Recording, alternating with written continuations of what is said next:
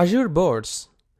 Azure boards is very, very interesting because this is the place where you can set your project process type, something like Kanban or Scrum or Agiles and stuff. So basically here is the place where you create the work items, you also create the boards, you assign the task, and then you can start working with the sprints and stuff. So let's quickly see everything in action within our Azure DevOps service. So this is the same project that we created in our previous video, which is nothing but the Udemy course project team. I'm just going to go to the work item here within the board, and you can see that the work item is currently empty. So I'm basically going to create a new work item, and you can see that once I select this, it asks me for the different options that I can work with. I can either create a feature, I can create an epic, or I can create a bug or issues or task and stuffs. So basically I can keep on doing that. So the epic that I have for my project is basically I'm just going to create an authentication or a logging mechanism for my application. Create login for my app with different services. So this is my epic. Basically it's kind of very crazy, but there are so many different plugins available right now to create them, but I'm just going to be creating this, and this is going to be the first priority because this is the first thing that any person ever need within my application. So I'm just going to be creating this particular stuff. So this is the first priority. So I'm just going to say a description here that I'm going to create a different kinds of services. And also you can see that this has been changed a little bit. You can use a rich text editor here to perform this action. So you can see for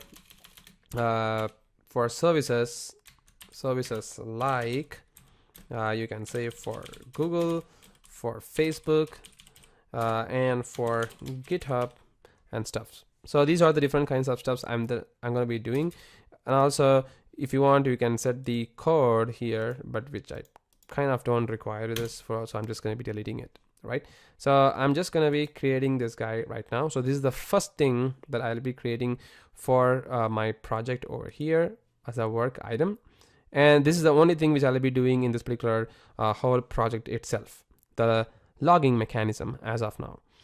And then I'll be creating a new feature, and this particular feature is to support the Google auth mechanism. So this is going to be the mechanism that I'll be dealing with for the Google signing in within our application. So this is going to be the first priority. The Google is the first priority that I have got, and I can also add the link, which is nothing but I can add the existing item for my project. So basically this guy is going to be having this particular Google login my app with different services over here, and he's going to act like let's assume this guy is going to be a parent, and I'm just going to be setting it over here, right?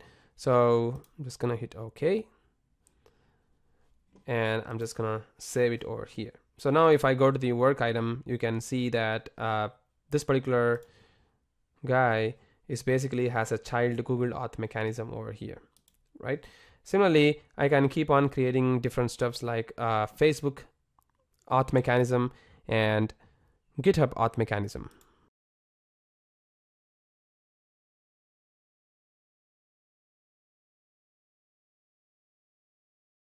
Alright, so these are different kinds of work items that I have did over here. And if you go to the boards right now, you can also see the different kinds of boards that you can create. But as of now, we don't really have any boards. So if you just choose the epic, you can see the different epics that we have got. We have only got one epic, and if you choose the feature, you can see that we have got 3 different features in here. And also I can assign this particular feature to any one of my members. So basically I can see that I can assign this guy to myself, and this one is something I can assign to Karthik, and this guy I can assign to myself as well. So this is how I can keep on assigning it. And within this over here, I can then add the user stories, and I can add the test if I want. So basically this is the feature, so I can keep on adding this particular user stories from here. So for the user stories, you can see that it's kind of very, very easy and neat this time.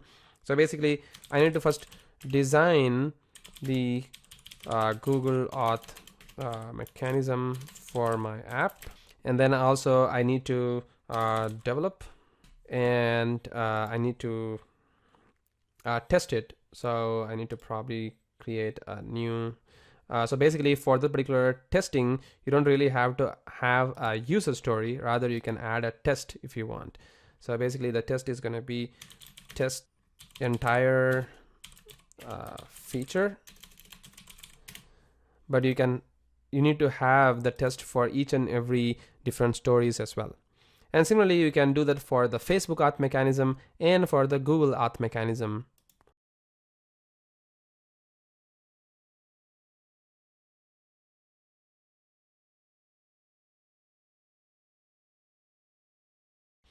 And there you go. So this is how the board is going to look like right now. So if I go to the stories, you can see all the different stories that I have got. And similarly, if I go to the epics, then you can see that I have the complete epics history over here, right? And now I probably prefer the feature. And now if I go to the backlogs, you can see that I get all the different kinds of backlog items. So basically I get all the stories.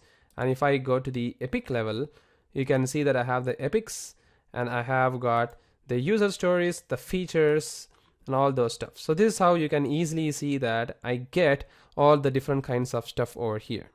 And you can see that this user story is for designing the Google Auth mechanism of app. So the design can involve different kinds of tasks. So basically you're gonna do a spike. I know it's kind of very crazy. You don't really have to have a spike for the Google Auth mechanism. You can just Google it and you can find the details of it. But I'm just gonna add a little kind of spike here for Google Auth development to integrate within our application.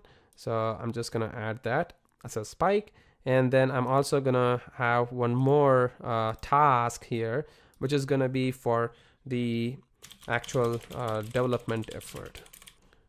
I'm just gonna save this as well. So you can see that every time I add something, it also shows me the parent over here, and if I click that particular guy, you can also see that it shows the parent and it has the child items here, which is kind of very easy and interesting to see that you get almost all the details that you have to have over here.